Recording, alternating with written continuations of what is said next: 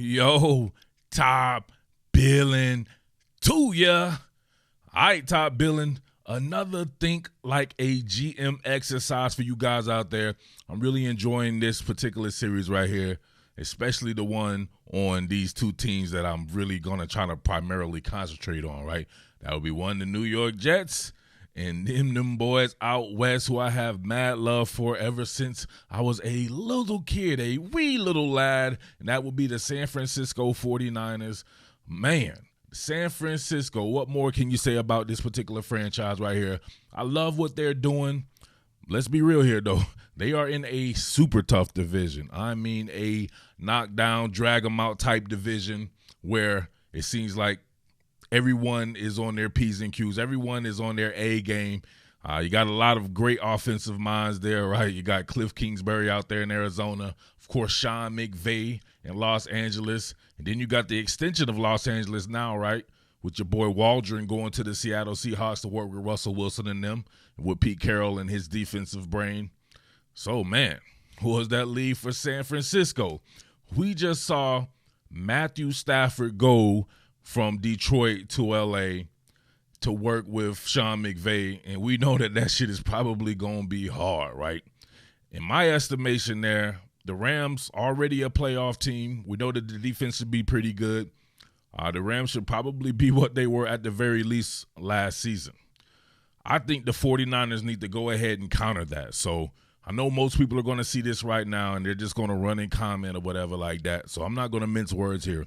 If the 49ers can get Deshaun Watson, that would be the number one way to go. I feel like the 49ers, even with all the street free agents they have on the defensive side of the ball, a guy like Deshaun Watson is plug and play. At the very least, I think you're a playoff team, right? Not like some of these teams that I say that they probably should avoid a Deshaun Watson trade, the type of draft capital that they'll lose and how much he'll eat up the cap space and everything like that. To me, the 49ers are right there. Even with all them damn injuries last year, you saw how great of a franchise the 49ers are. So I respect what they're doing. I love Kyle Shanahan, one of my all-time favorite coaches. I remember at one particular point in time when I worked at Bleacher Report, I suggested that Sean Payton let Kyle Shanahan come there and take over the play calling, right, so he can implement his run game, because that's what his run concepts and everything like that, some of the best in the history of the sport. We know the lineage of that with his dad and everything. But, man, him with that Sean Payton passing scheme, that would have been hard. But, hey, he's going on and done his thing, right? He came to Atlanta, right? Came here to Atlanta and did his thing with one Matt Ryan. And I want to see him replicate that. If there's no Deshaun Watson, you can't get that done. I think a deal with the Atlanta Falcons to bring Matt Ryan to town would be hard. It would be an upgrade over Jimmy Garoppolo. I don't want to hear nobody telling me Jimmy Garoppolo is on Matt Ryan's level, because he's not. He's not, right? We can sit there and pussyfoot around and everything like that. Jimmy Garoppolo is more like Jared Goff, if you want to be honest about the situation. Not saying you can't win with a Jimmy Garoppolo, but to me, he's not going to put the team on his back or anything like that. He's just a step down from a Matt Ryan. Even at Matt Ryan's age, first and foremost, you have to factor in health. Not saying that Matt Ryan being healthy the past 12 years or whatever like that is going to continue to be that way. But he does have a great track record of only missing 3 games in however many years since 2008, right, that he's been in the league. So that goes to some. Your boy Jimmy Garoppolo been in the league like 32 seconds, and he's missed 30 seconds of it. So imagine that. Beyond that, though, I just think that the marriage between Shanahan and Matt Ryan was something special. Obviously, it led to an NFL MVP with Matt Ryan, and we're going to do a little bit of a film study here so I could just show you some of the things Matt Ryan still has in his tool belt that they kind of kept in Atlanta that they would completely translate back over to Shanahan's offense. But we already know what he did in Shanahan's offense. They went to the Super Bowl, blah, blah, blah, blah, blah. Insert joke, random lame joke here or whatever like that about the Falcons losing to the Patriots. But he still got there, and he had a magical season there.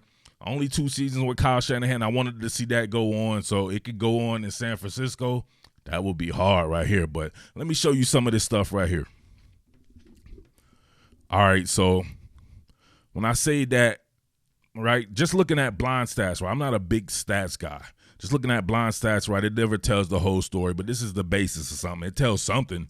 If you look at Jared Goff's career numbers, right? 107 touchdowns, 55 interceptions, 63.4% completion rate. Not bad, right? Pretty much a 2-to-1 interception ratio. You go and you compare that to Jimmy G here. Jimmy G has 51 touchdowns, 26 interceptions in his career. Wow. He doesn't even have 10,000 yards total to his career, and he's been in the league since 2014. So a lot of that has to do, obviously, playing in New England behind Tom Brady for a little while. But most of that has to do with just being injury-prone. But even when he wasn't injury-prone, his best year is 27 touchdowns and 13 interceptions. 69% completion percentage. Come on, man. Matt Ryan, that's like one of his worst years. Look at Matt Ryan. As an old man, Matt Ryan, right, 35 years old, he had 26 touchdowns and 11 interceptions in a year that the Falcons were 4-12, right? 65% completion percentage, 4,500 yards.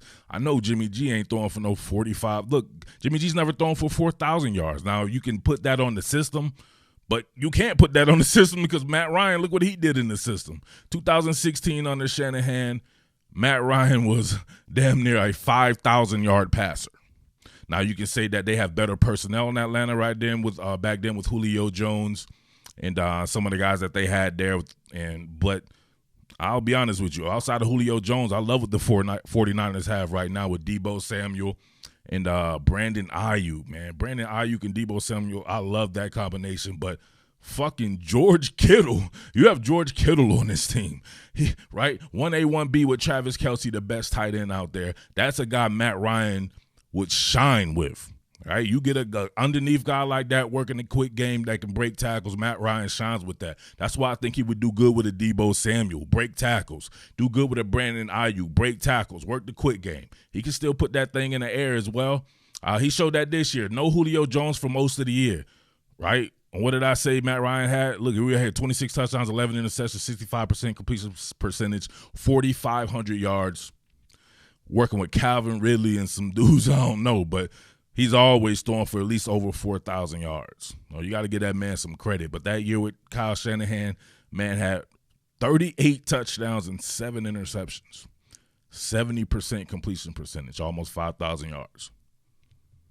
Come on. I think he would come cheaper than a Matthew Stafford. And Matthew Stafford's one of these guys that I'm not sure why he would come. Well, he's a little younger. I'll give him that, whatever like that. Matthew Stafford will be 33 this year, I believe. He's 32 right now. I'm not sure when he turned 32. But you look at Matthew Stafford's career numbers, pretty good. 2-to-1 interception ratio, 282, 144. He went for 4,000 yards last year. 26 touchdowns, 10 interceptions. Pretty much the same shit Matt Ryan did, minus about 500 yards. And a little bit worse completion percentage. But people don't like Matt Ryan, huh? But people love Matthew Stafford. People love big arms and shit like that. I like a guy who can think the game through, go through his progressions, can work to his tertiary read and hit the check down. I like guys who can do that, and so does Kyle Shanahan. So there's a certain kind of guy that he likes, and Matt Ryan fits that mold. You can still go get a young quarterback, too, or you got Josh Rosen on the team. Let him learn from a Matt Ryan. Then you can use that 12th pick to get them some weapons or whatever. It is what it is right there, right? So you guys let me know what you think about that, man. Let's get into a little bit of a film study on Matt Ryan. What more can I say? Top Billin. The ability to think the game through. Matt Ryan, right? Matt freaking Ryan can do that with the best of them. Covering a lot of these college quarterbacks, I always forget how great these professionals are and how they're just levels above these guys, especially these dudes like Matt Ryan who've been doing it a while, a stickler for detail types. Going to have a curl flat combination here. Curl flat, you're going to have, you can see right here, back to the basket, all right? They're under center, so you know it's going to be some type of play action fake here. And then you have your flat route right there by the fullback. They're working out of 21 personnel. There's some stuff that you see the 49ers do a lot. They kept a lot of the same stuff in there with Dirk Cutter that they did with Kyle Shanahan. And Steve Sarkisian did a little bit of that as well, his short tenure there after Kyle Shanahan left. And you have a slant here on the backside. Then you'll have a leak out right here, almost like a wheel from Todd Gurley. He goes through everybody on this one, right? He makes these reads look like community pussy. He's going through all of them. Check it out. I absolutely love it. And everybody else is going to be looking at this like, what? But look, 1, 2, get out of there, evade, pop, stop, Todd Gurley, dropped him. That's nasty. One more time from this angle, back to the basket play action fake. Looks like the cross formation block there by Luke Stocker. Resets. Now look at him eyeing the safeties here, right? Seeing the 2 deep coverage. Now he's going through 1. He doesn't like that there. He wanted to hit that curl.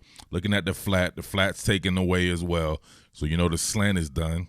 Man coverage there. Just needs to find time to evade. People always talk about pocket presence and pocket mobility. He has great pocket presence, and I think he has great pocket mobility. He's not a great athlete by any stretch of the imagination, but he can work all that Kyle Shanahan shit to perfection, and he's accurate as hell. Boom. Look at that. That's hard. Want to show that from this angle. People talk about progression and age. You think about a guy like Matt Ryan, not to compare him to Tom Brady. He's not Tom Brady. But in my opinion, he's a Hall of Famer in my opinion, right? But even if you don't think he is, the guy is genuinely a very good quarterback, and he'll be able to play like this for the next 3 years easily, in my opinion, because he takes care of himself. So we're talking about these zone schemes. Obviously, 49ers run a litany of zone schemes, a ton of zone schemes, and being able to get out there like that for these back-to-the-basket play action fakes and everything like that, he'll still be able to do that. Right, he's good at that. So that's his game right there. But I wanted to show this just to show him going through these progressions like that.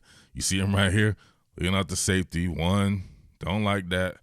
Got out of there, evaded, and then throwing off his back foot, accurate. I like it. Running with their pure nickel look, but his big nickel here looks like Kansas City. They try to do that bluff coverage. So they'll morph into what is covered 2. But you'll have a robber in the middle of the field there and my man Honey Badger. But you have a 2-man route combination, almost like a corner route and then a flat route to that side. All he has to do is navigate that between. You know what this takes, right? This is arm strength. This is what I judge arm strength from. If you're throwing these routes past the numbers, and if you're hanging them shits up there, baby, they're going the other way. We've seen it happen. You can ask my man Drew Brees in the playoffs. Cannot hang passes outside the number. This one's a little easier. It's in a near hash, though. So, but we got what we have here. I wasn't going to dig deep into this.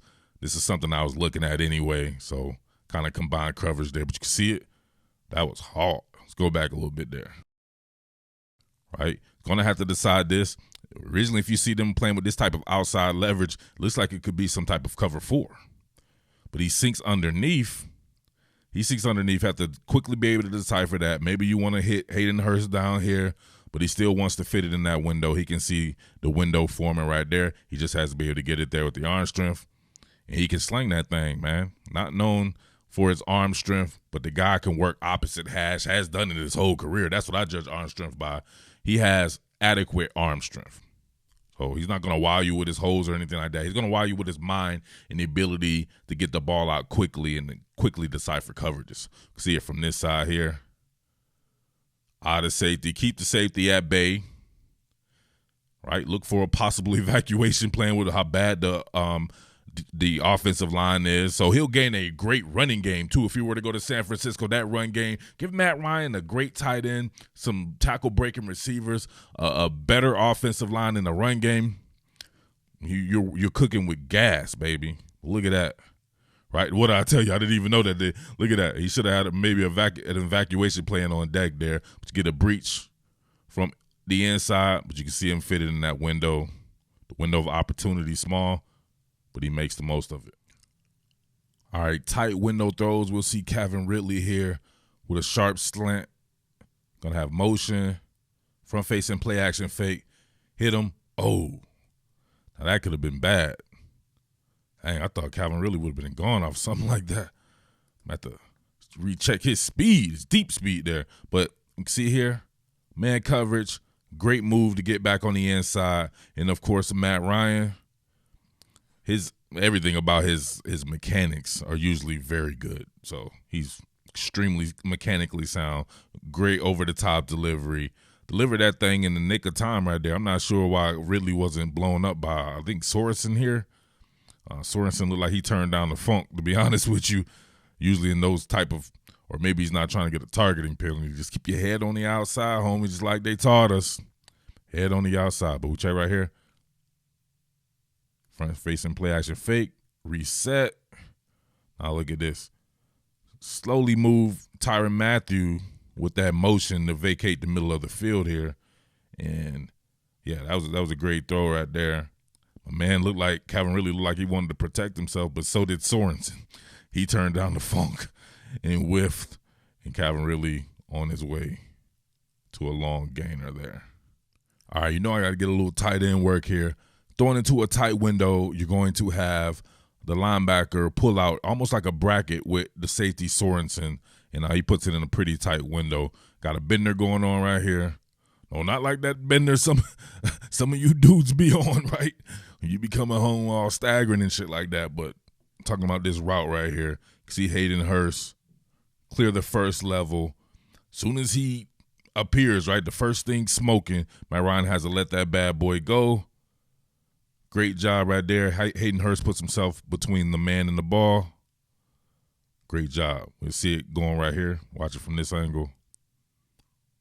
Trying to bracket that man. Didn't work. That's arm strength. People like, it's a short throw, man. Look at him, Cletus. He can't throw the deep ball, Cletus. That's the only thing I judge arm strength off of. It's not the only thing you judge arm strength off of. But you see him bracketed right there. Accuracy, velocity, everything right there.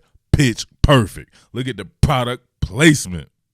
Speaking of the deep ball, Mr. Cletus, you see my man right here. Initially hold a safety, hitch, let it fly. Where's that? 60-something yards in the air. Oh, that was hard. Actually, let's go ahead and roll it from right here. And that was not the Julio Jones or Calvin Ridley. It was some dude, I don't know his name, Zucchini or some shit like that. You got Matt Ryan out here throwing to Zucchini through the air. If that's how you judge arm strength, that's a pretty long throw.